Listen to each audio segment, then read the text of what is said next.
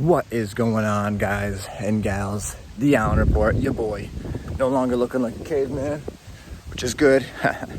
But I'm gonna give you guys, I thought it'd be good to give you guys a little bit of my experience in the chop zone. You know, a lot of my video does a really good job of maybe describing that and showing you already. But I felt like if I talked about it a little more in depth, you'd have a better understanding. And especially with the Seattle State Police retaking the zone today. So I figured it'd be a perfect time to just talk about it because the chop zone is no more. So we're gonna jump right into it, guys. Let's go.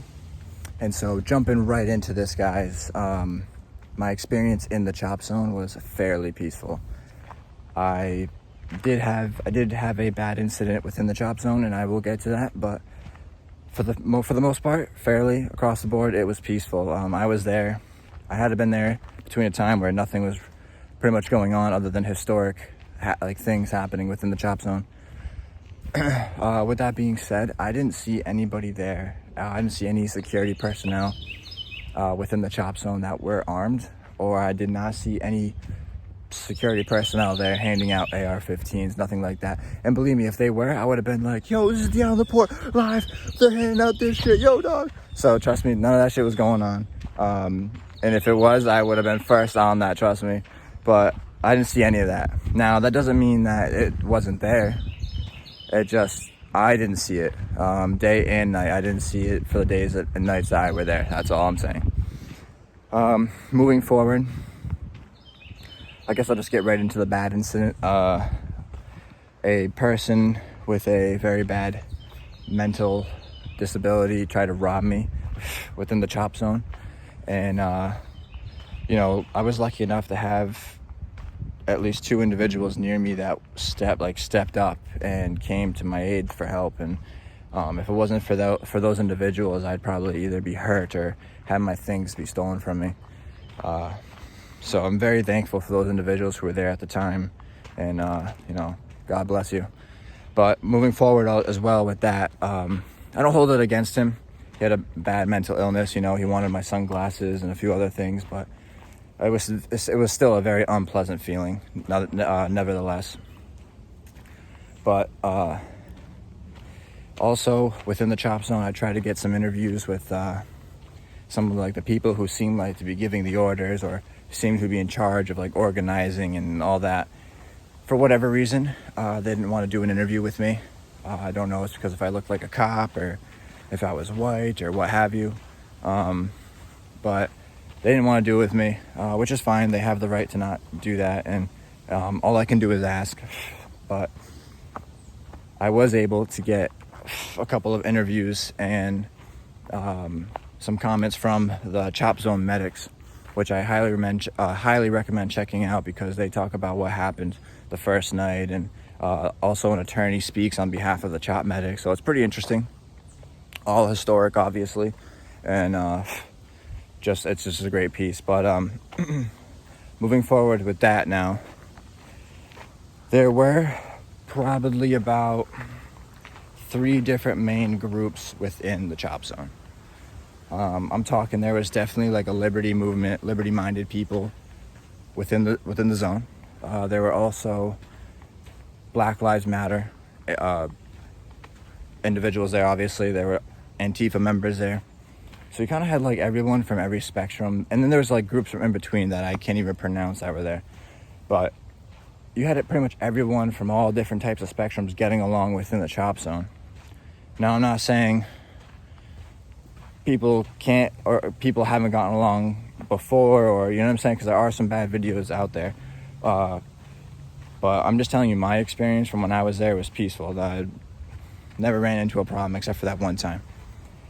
So, and also, guys, they had signs up saying, please don't record or take pictures of staff or volunteer members. So at certain times, it was very hard to document areas, especially in the living quarters. You definitely can find some video out there of people walking through with their camera through the living section and the garden area. However,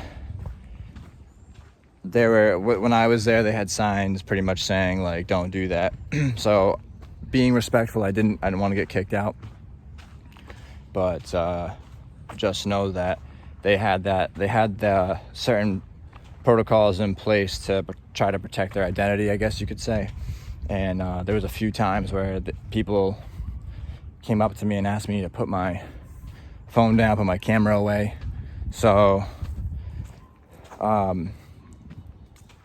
that like was part of their security policy, I'm assuming, out in the chop zone. But nevertheless, like, I did the best I could to document everything, you know.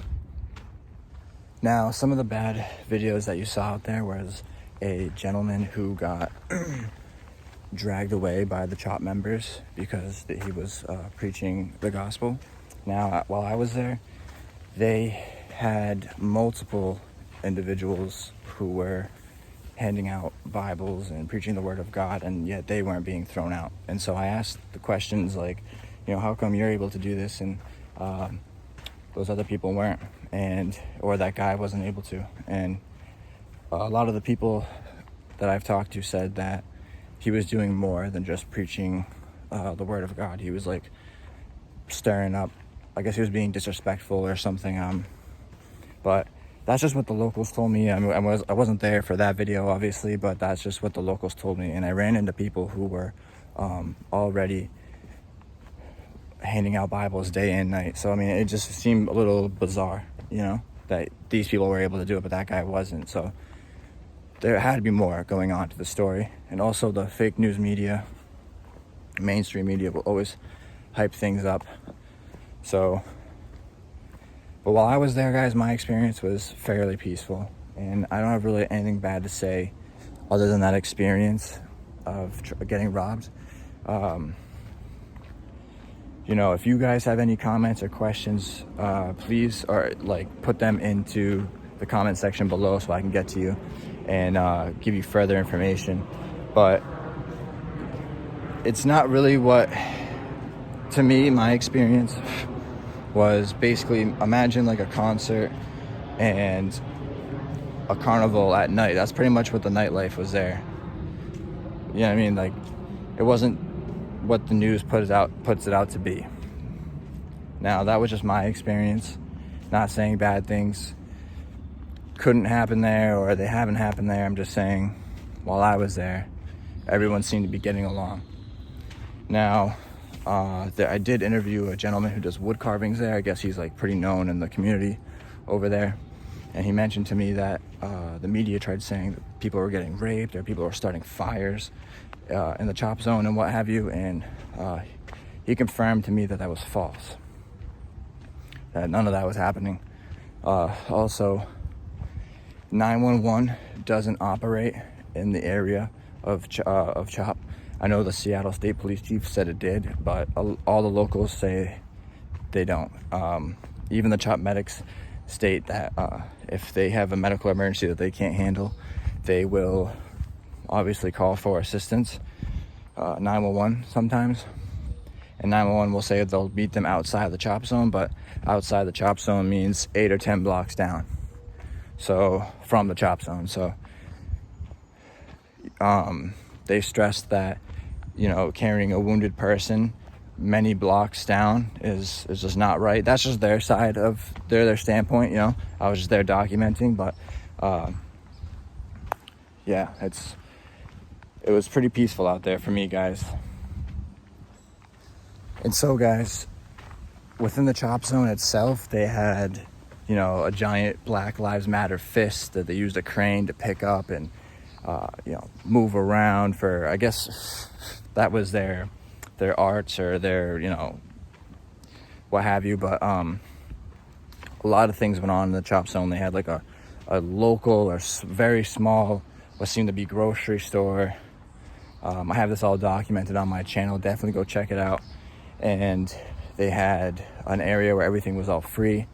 And as you can imagine, people were definitely taking advantage of that. I even went up and took a bottle of water because I was thirsty, but that's because I was thirsty, you know what I'm saying? But there was people who were there just taking advantage of the situation for sure. But every day they had people come in and paint the barriers. Local people would come in and just paint Black Lives Matter stuff on the barriers. I did see a lot of communist, like, I guess like not artwork, but a lot of communist cultural things embedded in there as well. A lot of Black Lives Matter. Not too much. There was at least one or a few Liberty barricades or barriers, and I believe I have that documented as well. So, like I said, guys, they had everyone from every spectrum there getting along, and I think the crazy part was that you didn't need to have the title of being a police officer or having the title of being some government official or what have you to get things done. They're definitely like a small community over there, and the community comes together to like get rid of people. I've seen them get rid of their own Black Lives Matter. I've seen them get rid of Antifa members before. So it's not about, and they've actually even invited Trump supporters to the location as long as you're respectful. And I think that's like a total win for everyone. It's a win for peace right there. And I think that the bikers that are coming up on July 4th, actually today, I think the Seattle Police Department retook the chop zone. But if the bikers were to come up on July 4th and there was to be a confrontation, unfortunately, I would say, like, well, just, they're allowed in, like, just have them walk in and talk. You know what I mean? There doesn't have to be violence doesn't have to be the answer. They're allowing anyone to walk in and talk. So, I mean, anyone can walk in and respectfully talk. You know what I'm saying? So, and I have that all documented as well on my channel of a gentleman saying all that. I definitely recommend checking that out.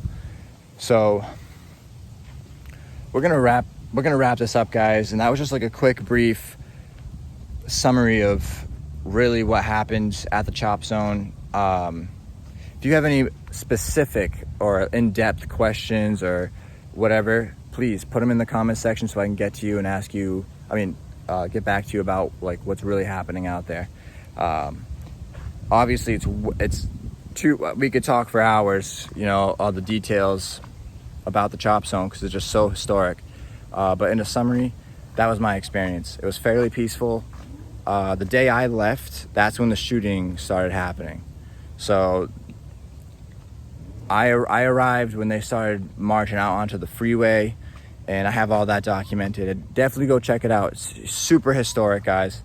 And so I'm going to let you go now, but just know that you can comment in the section below if you have a specific comment or question, and just be like, hey, was this true, or do you know if this blah blah blah? And if I don't know, I'll say, hey man, I really don't know, but I'll try my best to look into it. Or, oh, I do know this actually happened, or this did not actually happen. So go ahead and do that, guys. I appreciate it. One love. Also, thank you to all my supporters, donators, and subscribers for letting me get out in Seattle the other day. Beyond appreciative, guys, beyond it. So thank you very much. Keep up the good work, and I will see you next time. This is your boy, The Allen Report, signing off. Booyah.